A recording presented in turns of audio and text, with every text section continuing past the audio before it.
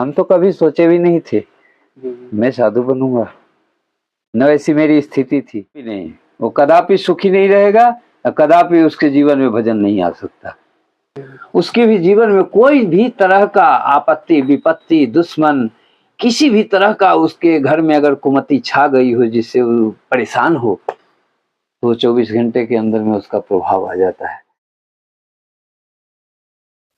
साथियों, आप सभी को जय श्री राम। मैं रमेश पटेल आप सभी का स्वागत करता हूं अपने इस धर्म की राह पर। दोस्तों, आज हम आए हैं चित्रकूट की इस जंगल पे और आज दोस्तों आपको एक अद्भुत संत के सत्संग देने वाले हैं वीडियो के माध्यम से। तो बताइए कैसा लगा। आज आपके जितने भी भक्ति मार्ग से अध्यात्म मार्ग के जितने भी सवाल होते हैं हमने सबको इकट्ठा करने का मतलब सबको इस वीडियो में लाने की कोशिश किए हैं। वीडियो थोड़ा सा लंबा ज़रूर हो जाएगा क्योंकि इतने सारे प्रश्नों को एक साथ लाना थोड़ा सा उनके भी जवाब होते हैं तो थोड़ा लंबे समझाने का अपना अपना तरीका होता है, तो वीडियो थोड़ा लंबा हो जाएगा, ये पता है हमें। तो आप आज का वीडियो सही में हम कहते वाकई में आप ये वीडियो को पूरा जरूर देखिएगा। कैसे माला जप करना, गुरु की कैसी खोज होती है, उनका क्या पूरा अध्यात्म जीवन रहा, कैसे उनको ये सफ़र तय करके आज यहाँ तक पहुँचे। बहुत ही पूरी वृतांत है पूरा दोस्तों अध्यात्म मार्ग है, जितना उनका अनुभव है मुझको लगता है। सब तो नहीं कह सकते क्योंकि अध्यात्म मार्ग बहुत बड़ा है। एक वीडियो में 50 मिनट इतना जो 1 घंटे का हो या 45 मिनट का हो इतने में नहीं आ सकता, बहुत बड़ा है। लेकिन जो शुरुआती सीढ़ियाँ होती हैं आगे जाने के अध्यात्म मार्ग में बढ़ने की, वो इसमें पूरा कलेक्शन करने की हमने कोशिश की है। तो पूरा ज़रूर देखिए वीडियो। आइए चलते हैं, महाराज जी के दर्शन कराते सत्संग लेते हैं कैसे भी हैं, और जो भी हो आप कमेंट करके जरूर बताइएगा। और कोई सवाल रह जाए इसमें तो कमेंट कर दीजिएगा। और मुझे लगता है कि अधिकतर हमने सवाल ले लिए हैं जो आपके मन में उठ रहे होंगे, और भी जो भी हों तो आप कमेंट पर्सनल व्हाट्सएप भी कर सकते हैं और कमेंट भी कर सकते हैं। चलिए दोस्तों, आज हम महाराज जी के आप लोगों को दर्शन कराते हैं और ऐसी ही हमारी दिव्य दर्शन यात्रा इन संतों की चलती रहती है। अभी चित्रकूट में ही है, फिर देखते हैं आपको बाहर के भी संतों के दर्शन कराएंगे। तो बस ऐसे जुड़े रहिएगा। और भी दोस्तों बहुत महान संत हैं क्योंकि ये भारत भूमि संतों से भरी पड़ी हुई है। ऐसे ऐसे लोग हैं क्योंकि जो अच्छे हैं और बहुत दिव्य हैं उन तक जल्दी पहुंच नहीं हो पाती, बड़ी मुश्किल से हो पाती है। बहुत प्रयास करना पड़ता, बहुत संघर्ष करना पड़ता है। कोई काम हो या कोई व्यक्ति हो, सबकी यही स्थिति होती है। अच्छे के लिए बहुत संघर्ष करना पड़ता है। तो हमारा संघर्ष जारी है, आप लोगों को सहयोग रहा इसी प्रकार से कराते रहेंगे। चलिए चलते हैं, महाराज जी के दर्शन करते हैं और कराते हैं आप लोगों को भी। क्या है ये आती है चावल आटा सीधा लेके रहता है, ये सब की क्या जरूरत है। देखोगे महाराज जी, आप भी इतना सेवा करते हैं, जैसे लोग आते हैं आपके द्वार पे तो कुटिया पे।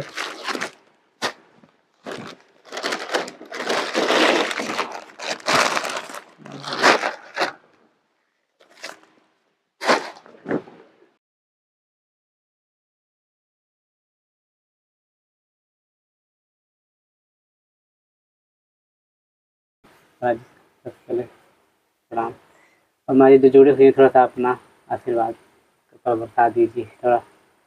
श्री राम जय राम जय जय राम, श्री राम जय राम जय जय राम, श्री राम जय राम जय जय राम। गुरु जी, आपको थोड़ा संक्षिप्त परिचय जानना चाहेंगे। कैसा परिचय चाहिए। गुरु जी, नाम आपका शुभ नाम। हमारा शुभ नाम महावीर दास त्यागी जी। और गुरु जी, हमारा गुरु आश्रम गोवर्धन श्री राम धाम महात्यागी आश्रम। गुरुदेव का नाम श्री श्री 108 गिरीश दास जी महाराज त्यागी। गुरु जी, थोड़ा सा हमारा ये रहता है कि मतलब थोड़ा सा आपको शुरुआती अनुभव थोड़ा जानना चाहेंगे। जब मतलब इस मार्ग में आना हुआ तो अनुभव कैसा रहा, शुरू का कैसे आना हुआ, ऐसी क्या कुछ घटना हुई थी ईश्वर की या गुरु जी की कृपा हुई। श्री राम जय राम जय जय राम, श्री राम जय राम। देखो, शुरुआती अगर पूछना चाहते हो तो राम जी की कृपा से जो तू सवाल कर ही दिए हो तो बता ही देता हूँ। हम तो कभी सोचे भी नहीं थे मैं साधु बनूंगा, न ऐसी मेरी स्थिति थी। ऐसी स्थिति नहीं थी जो मैं साधु बनूं, क्योंकि हमारे खानदान में 7 कुर्सी से कोई साधु नहीं बना था। 7 कुर्सी क्या, कितने कुर्सी चले गए। जिम्मेदारी टाइप की घर थी, ठाकुर खानदान में घर जन्म लिए थे, क्षत्रिय परिवार में। अच्छे संपन्न परिवार से थे। माता पिता जब शरीर छोड़े तो अचानक मेरे मुख में ओम जय जय का नाम बिना संगति का आ गया। अच्छा। ओम जय जय माने खाते पीते सोते बैठते उठते जागते मैं इसी नाम का उच्चारण करता था अपने मन में। अब मैं इससे पहले किसी से संगत नहीं किया, न संत से संगत किया, न मंदिर गया कहीं, न कहीं किसी से पूछा, कुछ नहीं। और जैसे माता पिता का स्थिति सब संपन्न हुआ, अच्छा। तो 1 महीने के बाद मेरे मन में यही आया, बिना संगति का भगवान का नाम मुख में आ जाना बड़ी दुर्लभ है। तुम्हारी जी क्या उम्र रही होगी उस वक्त? हमारा उम्र उस समय 22 साल की थी। बिल्कुल हम बालापन में नहीं निकले हैं, हमारे पास पूरे होश में थे हम। सारा कार्य भार अपना घर परिवार का, माता पिता का सेवा करते थे, खेती गृहस्थी था, खेती गृहस्थी का अपना कार्यभार संभालते थे हैं। और कोई हमारे पास बिजनेस नौकरी नहीं थी और ना हमें कोई दुख था, लेकिन ठाकुर जी की पूर्व जन्म का हमारा इतना पुण्य था पर्सनल हमारे शरीर में। मेरे कुल में तो कम से कम अभी सैकड़ों आदमी से ज्यादा है, सैकड़ों मूर्ति से ज्यादा है अभी। तो सबकी बातें तो नहीं कर सकता, लेकिन अपनी बात हमारी पूछ रहे हो तो हम बिना संगति के ठाकुर जी भोलेनाथ का नाम याद आया, वही नाम का सुमरन मैंने 6 महीना किया। ऐसे नहीं भी चाहते थे तब भी मेरे मुख से नाम निकलते रहता था। तो एक दिन इस बातों पर मैंने विचार किया माता पिता के बाद, शरीर छोड़ने के बाद, ऐसा क्या बात है जो हमें भोलेनाथ के नाम मुख में अपने मन से निकलना शुरू हो गया। और जब घर परिवार की स्थिति देखे तो जब परिवार बढ़ता है तो दुनिया भर के आदमी हर तरह के, हर दिमाग के होते हैं उसमें, किसी से किसी का बनाव होता नहीं है। सब अपने अहंकार में, अपने घमंड में, अपने धन की वैभव में जो है अपनों को भुला देते हैं और अपना को पराया बना लेते हैं, अब पराये को अपना बनाना चाहते हैं। ऐसा कभी होता है क्या? धरती कभी आसमान बन सकता है? आसमान कभी धरती पे आ सकता है? नहीं। ऐसी भाव। तो मैं कहा जी इसके साथ जी करके क्या करूंगा। उस समय मेरे शरीर में बल था, अच्छा शरीर मेरा था, तो मैं तो कुछ करता नहीं था, तो मैं लड़ाई झगड़ा खूब करता था। दूसरे का कोई भी तरह का काम ऐसा आता था तो मैं उसके लिए लड़ जाता था। अपने लिए तो मैं किसी से दोस्ती नहीं किया, ना कोई दुश्मनी किया, न लड़ाई किया किसी से। दूसरे के लिए ही घर पर परमार्थ के कार्य करते थे। जो कोई गांव मिल के नहीं करता था वो कार्य को मैं 2 मूर्ति मिल करके करता था। हाँ, ऐसा मेरा भाव था जीने का घर पे। तो जब माता पिता का शरीर छूटा तो फिर हम कहे कि नहीं, ये लोग के साथ रहना ठीक नहीं है, मेरे शरीर में आज बल है, कल खत्म हो जाएगा तो यही दुश्मन फिर हमको यही इसी जगह पर परास्त कर देंगे। तो हम मरने तो आए हैं, लेकिन ये मार के और मर के मरने थोड़ी आए हैं। जीवन मिला है मनुष्य तन, अच्छे कार्य करके मरेंगे, शरीर तो छोड़ना ही पड़ेगा, लेकिन अच्छा कार्य कौन सा है भाई। तो चलो भगवान की भक्ति करते हैं। ये ना हमको धन चाहिए, ना वैभव चाहिए, ना ये 100 बीघा जमीन चाहिए, ना चाहे जो भी हो ठाकुर जी की कृपा से, ये सब चीज हमें नहीं चाहिए। अपने मन से त्याग आया, मैं सीधा वहां से अपना अयोध्या पहुंच गया। अच्छा। अयोध्या आया, वहां 10 साल अयोध्या में रहा। वहां भी अपने से बना के खाता था, भंडारा नहीं जाता था। स्वयं सारी व्यवस्था रूम में करके अपना नित्य हनुमानगढ़ी का परिक्रमा, सरजुग जी का स्नान नित्य दोनों टाइम और कनक भवन की परिक्रमा रोज लगाते थे, अपने से बना के पाते थे। और तो कोई हमको ज्ञान था नहीं, मैं दीक्षा लिया नहीं था। मेरे मन में एक ही संकल्प था, जो मेरे मन के अनुकूल गुरु मिलेंगे तो मैं बनाऊंगा, नहीं तो मैं हनुमान जी को अपना गुरु मान के इसी जंगल में अपना जीवन गुजार लूंगा। हमको वैभव चाहिए नहीं, हमको धन चाहिए नहीं है, जिसको छोड़ दिया फिर उसको हमको अपनाना नहीं है। तो भगवान का जब भजन करना है तो फिर भजन ही करना है, बाकी और कुछ नहीं करना है। ऐसी भाव मन में आई। 10 साल रहे किसी तरह से वहाँ, तो वहाँ भी देखे बहुत तामसी। तो मैं कहा यहाँ भी भजन नहीं होगा, अन्ना यहाँ पर हम साधु बन पाएंगे। यहाँ कितना वक्त हो गया अभी? ये 12वां साल चल रहा है मेरा। अच्छा। तो ये रहा आपका वहाँ से लेकर यहाँ तक का सफर। हाँ, ऐसा चला। हाँ। महाराज जी गुरु कब फिर मिले आपको, कैसे मिले, थोड़ा इसका भी? गुरु जब यहाँ हम 3 साल अपना सेवा किए, भजन किए, जो भी स्थिति था रहने सहने का, कच्ची कुटिया थी, उसी में दोनों मूर्ति रहते थे, हम और राधे श्याम। तो मेरी इच्छा तो जो था सो मैं बता ही दिया, मेरे मन के अनुकूल नहीं मिलेंगे तो मैं लास्ट में बजरंगबली को अपना गुरु बना करके अपना जीवन जंगल में व्यतीत कर लूंगा, ज्यादा भटकूंगा नहीं, कोई मतलब नहीं होता। 3 साल जब रहा था, अचानक 2-3 संत एक दिन आए तो कहे महाराज जी चलिए वृंदावन, गोवर्धन से घुमा के लाता हूँ। मेरा भी अंदर से वो उतावला हो गई जो कि चलो हम गए नहीं है गोवर्धन और वृंदावन, कम से कम ये संत भगवान के साथ में हम घूम लेंगे। गए तो गोवर्धन श्री राम धाम महात्यागी आश्रम में हम लोग परिक्रमा लगाने के बाद अपना अपना आसन लिए अपने गुरु जी के पास। तो मेरा साथी जो था रामदास जी महाराज, उन्होंने पैरवी किया गुरुदेव से। हमारे उस समय गुरु जी का उम्र कम से कम 90 साल की थी और ब्राह्मण परिवार से थे, उत्तराखंड के थे, उनका जन्मभूमि उत्तराखंड से था। और उन्होंने बहुत बड़ी तपस्या करके बहुत सुंदर आश्रम, संतों की सेवा, भक्तों की सेवा, और उनका आशीर्वाद भी सबको लगा, बहुत सारे भक्त जुड़े हुए थे। तो महात्मा ने पैरवी किया तो हमारे गुरुदेव कहे देखो ये तो कभी आया नहीं और कभी इसको मैं जानता नहीं हूँ, कैसे मैं अचानक इसको अपना शिष्य बना लूं। तो उसने पूरा मेरे बारे में जो है सो गुरु जी को जो है सो बताया। तो एक दिन 24 घंटे के बाद उन्होंने फिर अपना रिजल्ट यही दिए, ठीक है जाओ बालदारी मुड़ा के आओ, तेरा संस्कार करूंगा मैं। तो उन्होंने फिर मुझे संस्कार दिया। संस्कार देने के बाद मैं 7 साल रहा हुआ और मेरी ड्यूटी थी 24 घंटे में 18 घंटे। ऐसी वैराग थी मेरे अंदर, जो मन के अनुकूल मेरे को गुरु मिला है, मैं खूब तन मन धन से सेवा करूंगा। ऐसी भाव से मैं सेवा में जुड़ गया। जुड़ा तो 7 साल में फिर कहीं नहीं गया, गुरु जी के पास ही रहा। ऑल टू ऑल पूरा ऑलराउंडर मैं सेवा करता था। 3 बजे भोर में उठता था और 11 बजे रात को मैं अपने आसन पे जाता था, बीच अंदर में बैठता नहीं था। कोई ऐसा काम ही नहीं बचा था जो कि मैं नहीं करता था, किसी से पूछ के नहीं, देख के। ऐसा मेरे भाव आए। कुछ मन फिर 7 साल के बाद कुछ आपसी गुरु भाई से जो है सो बाती कुछ ऐसा हुआ तो कुछ अच्छा नहीं लगा। तो जो चीज अच्छा नहीं लगता हूँ अपने जीवन में उसे त्याग देता हूँ, फिर उससे प्रेम नहीं करता हूँ, चाहे वो कुछ भी हो। मेरी अपना जो अपना भाव है, तो मन ही मन में वहां से हट गया।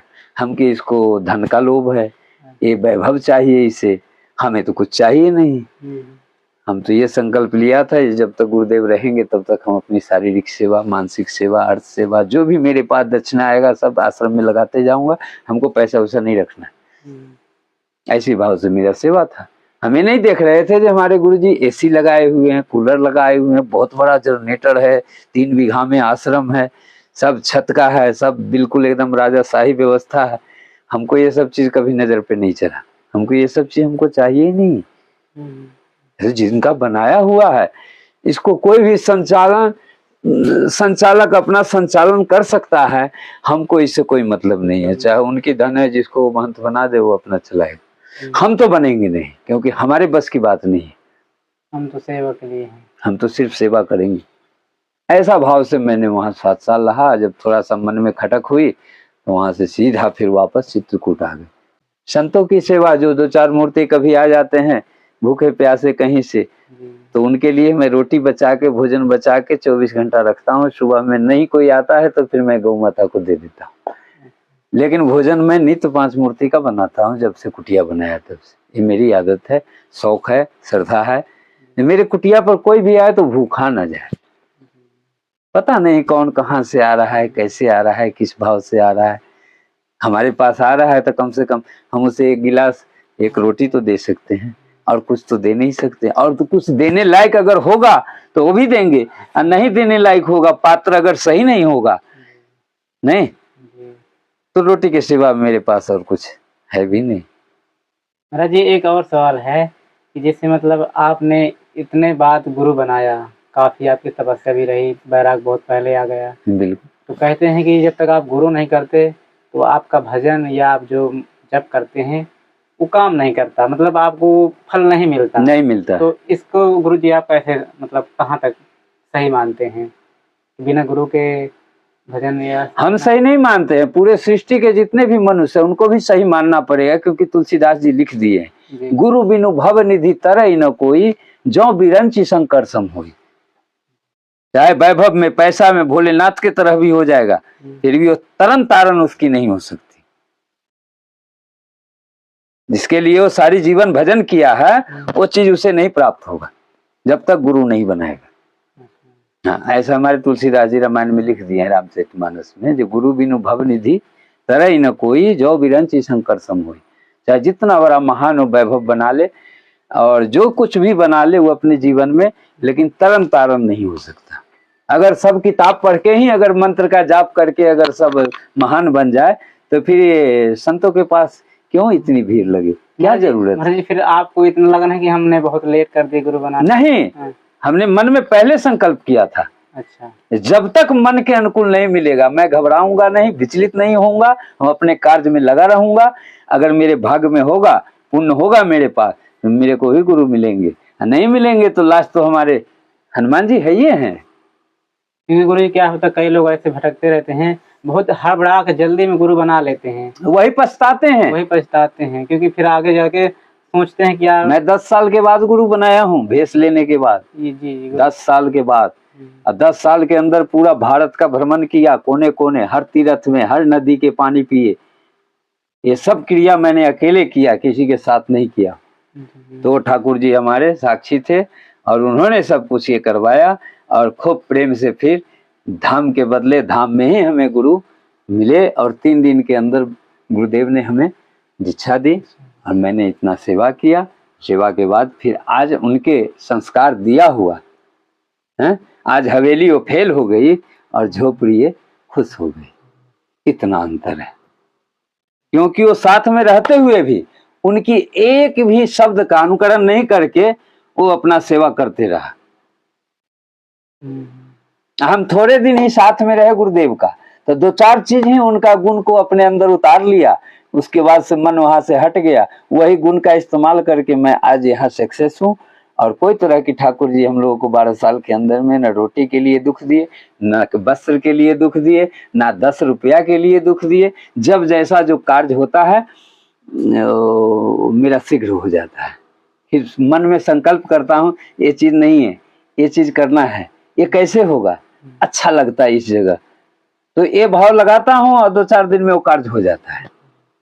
तो अपने मन में ये जानता हूँ जी कि ठाकुर जी की बहुत कृपा है। तो मेरे मन में ऐसी भाव आई और ये चीज हो गया। मेरे पास तो 10 रुपया नहीं है, अब मैंने 1 लाख का काम कर दिया। ये ठाकुर जी करवा रहे हैं, मैं तो नहीं कर, मैं तो बैठा रहता हूँ। मैं तो सेवा में 16 घंटा अपना जंगल में पड़ा रहता हूँ। ज्यादा से ज्यादा 2 घंटा के लिए कामतानाथ की परिक्रमा जाता हूँ नित्य। ये 10 साल 11 साल होने जा रहा है, परिक्रमा में कभी नहीं छोड़ता। हाँ, नित्य जाता हूँ। हाँ, ठाकुर जी की सेवा 3 घंटा, रसोई की सेवा 2 घंटे, 2 घंटे परिक्रमा की सेवा, 2 घंटे जो है सो रसोई की सेवा, भोजन बनाने का, फिर 2 घंटे सफाई की सेवा, फिर उसके बाद अपना भजन। जब सारी सेवाएं हो जाती है तब भजन पे बैठता हूँ। नहीं समय मिला तो बस अंदर अपना सेवा कर रहा हूँ, अपना नाम का उच्चारण कर रहा हूँ, दोनों काम हो रहे हैं। गुरु जी, एक तो गुरु ढूंढने में बड़ी समस्या आती है सभी को, जैसे आपको भी इतना टाइम लग गया, तो एक सही गुरु की या सदगुरु की कैसे मतलब खोजें, कैसे पहचान करें उनको थोड़ा? हाँ, इसके बारे में बहुत अच्छा सवाल किया तू। अगर हमें गुरु की जरूरत है, हम अगर उस मार्ग पर दर्शन कर सके, अपना जीवन जीना चाहता हूँ या चाहे घर में बैठ के ही भजन करना चाहता हूँ, तो मैं तो पहले भ्रमण करूंगा, 10 संत के पास जाऊंगा, सैकड़ों संत के पास जाऊंगा, सबसे आशीर्वाद लूंगा और सब में एक को छांटूंगा जी कहाँ कैसा भाव हमें मिला। जहां थोड़ा सा भाव अगर हमें पसंद आ गया तो फिर 1 बार नहीं, वहां मैं 10 बार जाऊंगा। जरूरत हमें है, उनको जरूरत नहीं है। 10 बार जाऊंगा, रात भी रुकूंगा, दिन भी रुकूंगा, सेवा भी करूंगा। हैं? फिर जब पूर्ण विश्वास हो जाए कि नहीं, ये संत अपने साधना में 24 घंटा संलग्न रहता है, ये गुरु बनाने की योग है, तो आदमी धोखा नहीं खाएगा। धोखा क्यों खाता है? आज आए कल होकर के महाराज जी हमको दीक्षा दीजिए, मैं भजन करूंगा, मैं ये करूंगा, मैं वो करूंगा, तो वो अक्सर ही धोखा खाते रहते हैं। नित्य खा रहे हैं, एक दिन क्या नित्य ही धोखा खा रहे हैं। ऐसे आदमी धोखा ही खाएंगे। बिना बुझे समझे जो कोई काम करेगा तो धोखा खाएगा ही। अब आंख रहते हुए कोई आंख बंद करके चलेगा तो गड्ढा में गिरेगा ही, उसको तो कांटा लगेगा ही, नहीं लगेगा। गुरुजी इसमें एक और सवाल थोड़ा सा इससे जुड़ा हुआ है, थोड़ा हमें लगता है पूछना चाहिए कि नहीं पूछना चाहिए। बोलो बोलो, सवाल करने में संकोच मत करो। गुरुजी जैसे आप गुरु तो उन्होंने बना लिया, किसी अब क्या है गुरु मंत्र भी ले लिए, अब उनको लग रहा है कि इनसे बेहतर हमें कहीं और मिल रहे हैं गुरु। अब उनको देखे सुने, अब जब समय बदला तो क्या अब हमें वो जो गुरु मंत्र दिए हैं उसको छोड़कर अब दूसरा ले लेना चाहिए? नहीं, कदापि नहीं। वो कदापि सुखी नहीं रहेगा, कदापि उसके जीवन में भजन नहीं आ सकता। जो एक बार कहीं दीक्षित हो गया, संस्कार मिल गया, मंत्र मिल गया, चाहे गुरु बाद में जैसा भी हो जाए, उससे मतलब नहीं है। हमें तो उनका दिया हुआ आशीर्वाद जो हमें मंत्र मिला है उससे मतलब है। ऐसी भाव रख करके जो अपना जीवन जीता है, भजन करता है, वही आदमी सक्सेस हो सकता है। अन्यथा वो देखा, अरे गुरु पता कहावत में है, जो गुरु जो कहे सो करो, गुरु जो करे सो ना करो। गुरु जो कहे सो करो, गुरु जो करे सो ना करो, ठीक है, तब तो वो सक्सेस है। नहीं चुनने लगा अगर, तो जिंदगी भर चुनते ही रह जाएगा दाना, उसका कभी पेट भरेगा ही नहीं, या कभी किसी पर विश्वास होगा ही नहीं। ऐसे ही उसकी जिंदगी खत्म हो जाएगी, न भजन होगी, न गुरु मिलेंगे, और उसकी समय ऐसे ही देखते देखते और पहचानते पहचानते खत्म हो जाएगी। क्या भजन करेगा वो? अरे भाई, इतना तो सारी दुनिया को, सृष्टि को मालूम है, पशु पक्षी तक मालूम है जो भगवान है कि नहीं मालूम? सबको मालूम है ना। ये भी मालूम है जो सब कुछ बनाया हुआ उन्हीं का है। बिल्कुल हर जीव को मालूम है ये सृष्टि का रचना किसने किया है? भगवान ने किया है। मनुष्य की रचना किसने किया है? भगवान ने किया है। मनुष्य की बस की बात नहीं है। अगर मनुष्य की बस की बात होता तभी भगवान फेल हो जाते। जितना हमारा मनुष्य आगे बढ़ चुका है विज्ञान में और भूगोल में और क्या कहते हैं जो कि व्याकरण में, और जो भी स्थिति हो पढ़ाई लिखाई की, उसके द्वारा बहुत आगे तक पहुंच चुका है। लेकिन यही दो काम तो नहीं कर पा रहा है, न शरीर बना पा रहा है, न उसमें जीव डाल पा रहा है। जब शरीर नहीं बना पा रहा है, जीव नहीं डाल पा रहा है, तो फिर क्या है? क्या है तेरे पास बता? फिर तो सब कुछ उन्हीं के पास है। जो चाहे, जब चाहे, जिस क्षण चाहे उस क्षण किसको आगे बढ़ा दें, किसको पीछे हटा दें, किसको ऊंचा उठा दें, किसको ऊंचा से नीचा गिरा दें, ये उनका लीला नित्य चल रहा है इस धरती पर। तो जो मंत्र होता है और जाप में, गुरु मंत्र और जाप, इनको कैसे मतलब क्या होते हैं, ये चीज थोड़ा बताइए। गुरु मंत्र क्या होता है और जो हम जाप करते रहते हैं ऐसे राम नाम का है, तो इनको कैसे करना चाहिए? मंत्र को ही जाप कहते हैं। अच्छा। जो मंत्र गुरु ने देता है जी, उसी को लोग बैठ करके जाप करते हैं। अच्छा, तो जो हमारे चलते फिरते करते रहते हैं वो माला जपते रहते हैं, वही मंत्र का जाप करते हैं। दूसरा मंत्र थोड़ी है, एक ही मंत्र जिसको मिला है वही मंत्र को सदैव जाप करना है। अच्छा, जो गुरु ने दिया मंत्र को बदलना नहीं है। नहीं, जब मंत्र मिला कुछ, जाप कर रहे हैं हम कुछ, भजन कुछ कर रहे हैं, तो फिर क्या मतलब है? तो महाराज थोड़ा सा इसमें हमको ऐसे सुनने में, हम सुने हैं थोड़ा सा, जिसे मतलब हम बैठे हुए आसन में शुद्ध रूप से हैं, तो जो गुरु जी ने मंत्र दिया उसका जाप करिए। हाँ। और चलते फिरते आप नाम लेते? ऐसा नहीं, हर वक्त गुरु का है वही एक ही मंत्र पर, अच्छा, उसको जाप करके जीना है, तभी उसका लाभ मिलेगा। तो ये हमारे हाथ में माला हुए ना हो, अंदर हाँ, अंदर आत्मा से जपो ना। माला तो देखेगा लोग तो कहेगा जी कि हाँ भजन कर रहा है। बिन माला का अपने हृदय में माला बना लो उनकी नाम की। और मंत्र सब सिद्ध मंत्र हैं, सिद्ध किया हुआ है भगवान का ही। इसको तो सिर्फ मनुष्य को जाप करना है। कितना वो जाप कर सकता है नियम से, वो उसके ऊपर डिपेंड है। उसको सिद्धि करने की जरूरत नहीं पड़ती मंत्र का। मंत्र, तीनों मंत्र राम जी का सिद्ध किया हुआ रहता है। उसको तो खाली भजन करना है। जो हमको 11,000, 1,00,000 जितना जिसकी बस की बात हो महाराज जी, इसमें हमको रोज करना है। शुद्धता कैसी रखनी चाहिए, थोड़ा सा? शुद्धता शारीरिक बिल्कुल शुद्धता होनी चाहिए। क्रिया जो होनी चाहिए शरीर का जी। दिनचर्या वो बिल्कुल शुद्ध और साफ होनी चाहिए। मुंह कभी जूठा ना हो, हाथ गंदा ना हो, शरीर में नित्य क्रिया बिल्कुल समय से हो, स्नान ब्रह्म मुहूर्त में हो, तो मन जो है सो साफ रहता है और आत्मा भी साफ रहती है और कुछ करने की उसकी इच्छा जागृत होती है। अगर जो काम नहीं भी करने की इच्छा जागृत होती है तो अंदर से प्रेरणा होती है, तो उसे करना ही पड़ता है। मजबूरन करे, चाहे हंस के करे, चाहे रो के करे, चाहे गा के करे, करना ही पड़ेगा। तो महाराज जी, इसमें कुछ ऐसा नियम बना लेगा कि मतलब हमें इतने टाइम इतना करना है? हाँ, 24 घंटे का रात दिन होता है ना जी। कोई भी मनुष्य, कोई भी भक्त, कोई भी जो भी संसारिक दुनिया में मनुष्य का जन्म हुआ है, तो एक समय निर्धारित करे। जैसे हम सब काम अपने समय से करते हैं, नहीं? एगो भजन छोड़ के सब काम तो लोग करते ही हैं ना रोज। कोई ऐसा काम नहीं है जिसको जो भगवान दिए हैं वो रोज करता है। अरे तो उसी में 1 घंटा 2 घंटा समय निकाल लो, हैं, और रोज करो। जब रोज आखिर रोज खाते हो तभी तो चलते हो। क्रिया से अब महीना में 1 दिन तुम खाओगे तो तुम शरीर से बेड पर से उठोगे क्या? नहीं। उसी तरह से भोजन भजन में कोई अंतर नहीं है। तो जोड़ लो अपने एक क्रिया से। हाँ, एक क्रिया से जोड़ लो। जो हमको नित्य 1 घंटा करना है, 2 घंटा करना है, किस समय में करना है। महाराज जी, एक चीज और रहता है कि जैसे हम किसी बात गुरु मंत्र ले लिए हैं, गुरु का वो नहीं मिल रहा, मतलब उनको मार्गदर्शन नहीं मिल रहा, तो बोल रहे हैं जो हम मंत्र जाप कर रहे हैं वो हमको सही दिशा में ले जा रहा है, या हम थोड़ा उसमें वो अनुभव नहीं कर पा रहे हैं? तो इसको हम कैसे पहचाने अपने आप को कि जो हम जाप कर रहे हैं वो ठीक कर रहे हैं, कुछ इसमें हमें गलतियां नजर आ रही हैं, तो इसको कैसे? गलती सही कैसे नजर आ रही है? जब हम जाप कर रहे हैं तो गलती सही कैसे होगा? महाराज जी, वो अनुभव नहीं हो रहा बोल रहे हैं। अनुभव क्या 1 दिन में हो जाएगा? कोई लोग चाहते हैं जो कि आज हम मंत्र लिए 1 महीना के अंदर में हम राजा बन जाए, 1 महीना के अंदर हम सिद्ध बन जाए। नहीं, ये संभव नहीं है। किसी को भी संभव नहीं है। कोई 1 दिन में, 1 महीना में, 6 महीना में, या 2 साल 4 साल में मंत्र का प्रभाव नहीं पड़ता। तूने सारी जिंदगी तो गंवा दी अपने मनमानी में। क्या मिला? और जब कुछ नहीं मिला तो संतों से संगति हुई, संत ने सद्मार्ग बताया तुम्हें।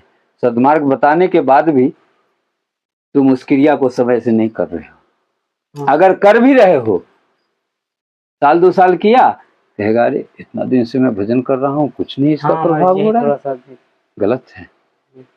देखो, जब भी कभी जीवन में अच्छा कार्य करो, कोई भी अच्छा कार्य करो, तो फल की चिंता मत करो। जब कार्य तेरा सही नियम से चल रहा है ना, तो फल तेरे सामने आके खड़ा हो जाएगा। हमारे सद्मार्ग का, भजन का यही प्रभाव है, जो कि हम नित्य देख रहे हैं।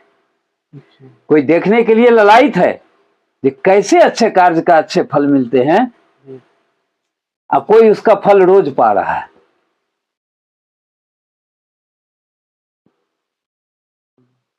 एक दिन 2 दिन में कोई चाहे, या साल भर या 6 महीना में जी कि हम भजन कर रहे हैं।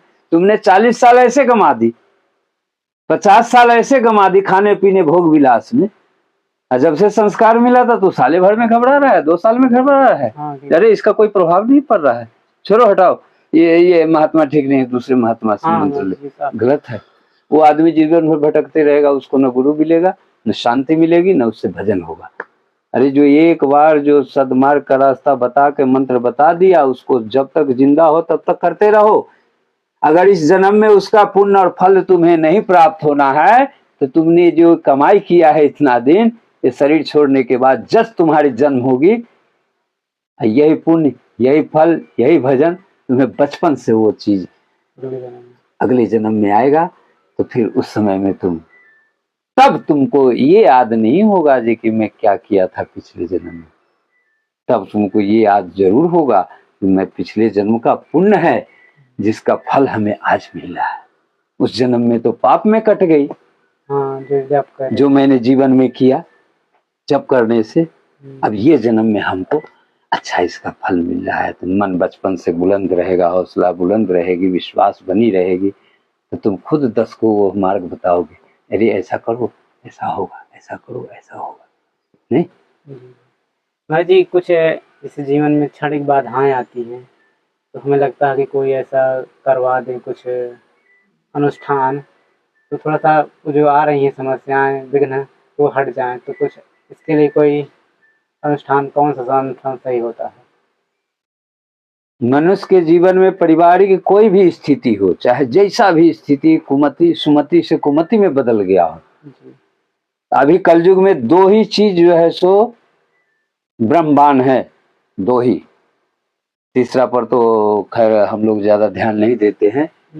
एक तो महामृत्युंजय जाप, जो सही जाप हो, अच्छा, समय से हो, और 7 दिन के अंदर में जो भी ब्राह्मण उस भजन को करे, महामृत्युंजय जाप करे, वह शराबी ना हो, मांस मछली मदिरा खाने वाले ना हो, गुटखा पान खाने वाले ना हो, और 7 दिन जो जाप कर रहा है 7 दिन के अंदर वो भोग विलास ना करे, हीरो भजन करे, तो जो करवा रहा है महामृत्युंजय जाप, उसका महामृत्युंजय जाप सफल होगा और 24 घंटे का अंदर उसका प्रभाव होगा, जिसके लिए वो किया है मिटाने के लिए। ये हमने अपने जीवन में 10 घर में देखा। अच्छा ठीक है, अगर महामृत्युंजय जाप के लिए पंडित जी बढ़िया नहीं मिलते हैं, भजन बढ़िया नहीं कर रहे हैं, उतना मंत्र का उच्चारण नहीं कर रहे हैं, ठीक है, तो उससे भी आसान तरीका भगवान ने हमारे इस धरती पर सृष्टि में सबसे पहला रामार्चा हुई थी चित्रकूट में, ब्रह्म कुंड में, स्वयं ब्रह्मा जी आके किए थे। पूरे सृष्टि जितनी रची गई है, सबसे पहला रामार्चा ब्रह्म कुंड चित्रकूट में हुआ था। भगवान उस समय विराजमान थे चित्रकूट में, जब ब्रह्मा जी ने रामार्चा की थी। तो सारा विधि विधान बताने वाले हमारे श्री राम जी ही हैं।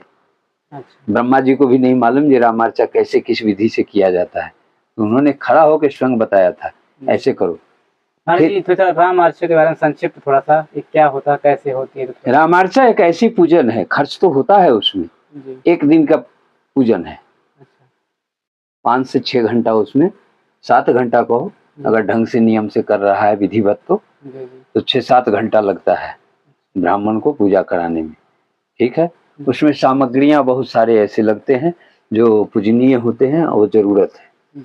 रामार्चा के भी जो एक बार रामार्चा करा लेता है, उसके भी जीवन में कोई भी तरह का आपत्ति विपत्ति दुश्मन, किसी भी तरह का उसके घर में अगर कुमति छा गई हो जिससे वो परेशान हो, तो 24 घंटे के अंदर में उसका प्रभाव आ जाता है रामार्चा की, और इसमें गलत सही हो ही नहीं सकता है। अच्छा, मृत्युंजय जाप में तो मंत्र की उच्चारण सही नहीं होगी तो अगले का काम नहीं होगा।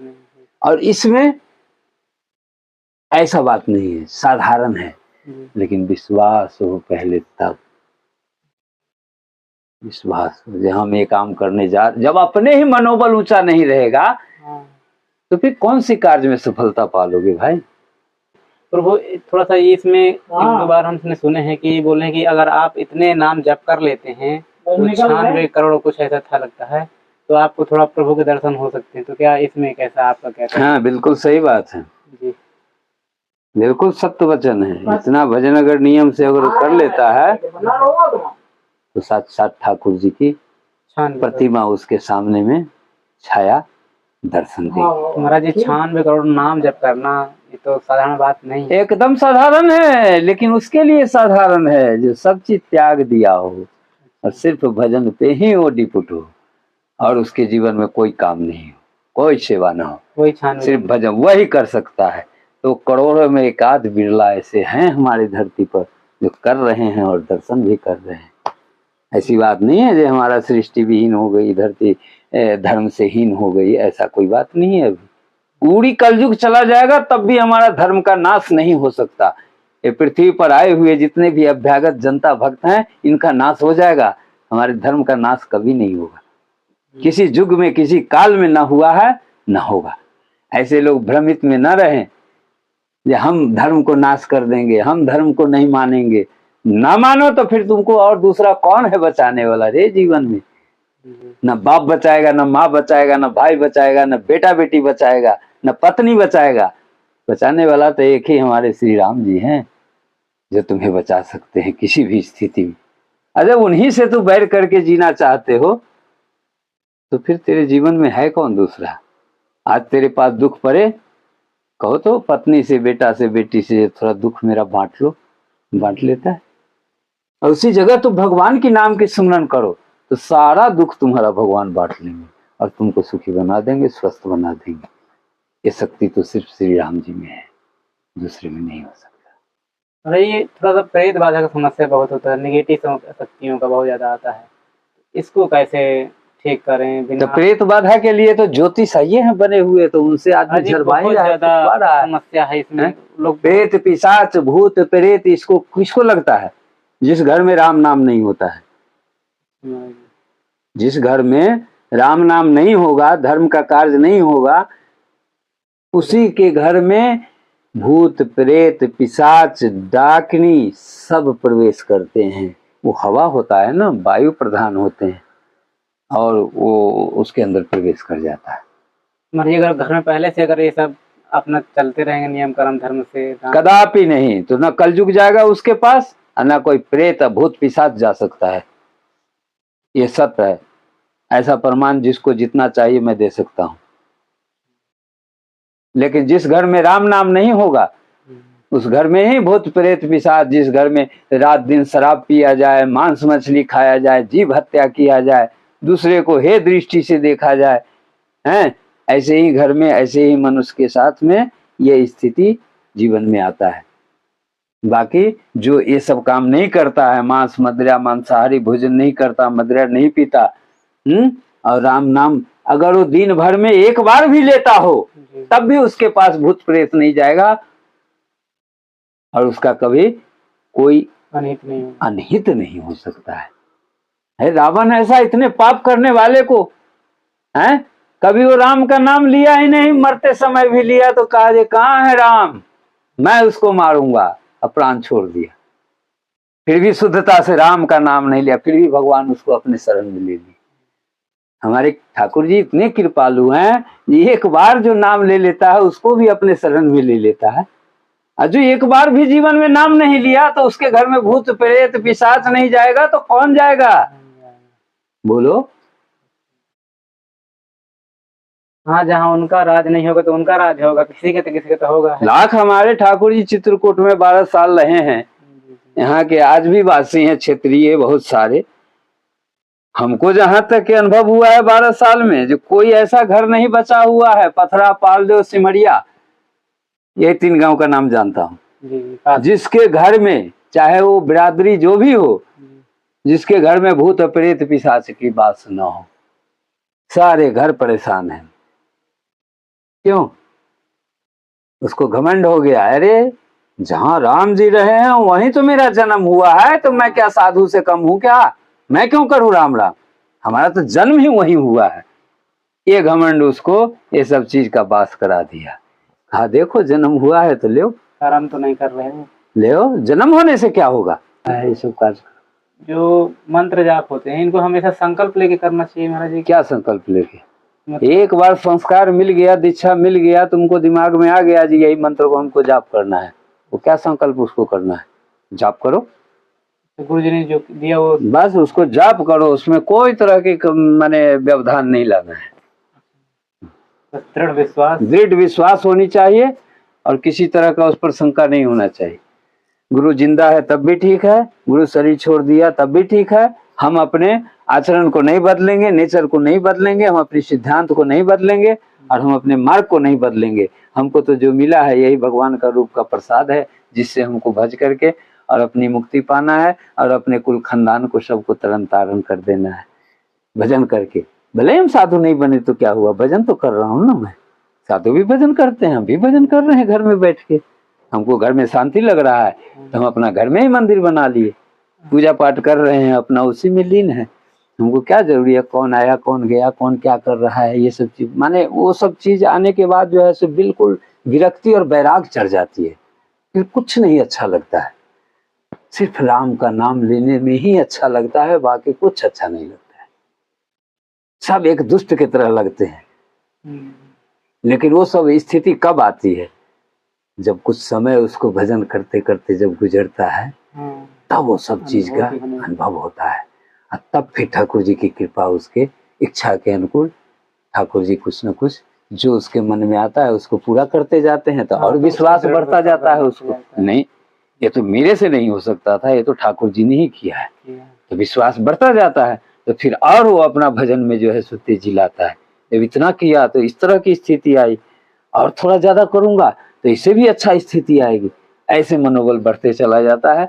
तो फिर एक दिन करते करते भगवान के लोक ही हो जाता है। फिर उसके लिए वो एक्सीडेंट हाईवे या रोड पर मरने की जरूरत नहीं है, तो नाम को ही जाता है। जो एक बार ठाकुर जी के मुक्ति धाम चला जाता है ना, तो फिर उसको जन्म भी नहीं लेना पड़ता है। वो जब भी लेगा तो अवतारे लेगा, जन्म नहीं लेगा। जन्म मृत्यु से वो फुर्सत पा जाता है। हाँ जी, जो ये गुरु मंत्र देते हैं तो इसको हमेशा आंख बंद करके करना चाहिए, कैसे? आंख बंद करके करो, जैसी तेरी भाव बने, आंख खोल के करो, लेकिन उस समय जो है सो जब तक तुम भजन करो तब तक कोई भी चीज बातें दिमाग दूसरी में नहीं आना चाहिए। ध्यान उसी में रहना चाहिए, ध्यान उसी मंत्र पर होना चाहिए। अगर मन तेरा बट रहा है, इधर उधर जा रहा है, आंख खुली है, नजर इधर उधर जा रहा है, तो उसके लिए भी एक रास्ता है।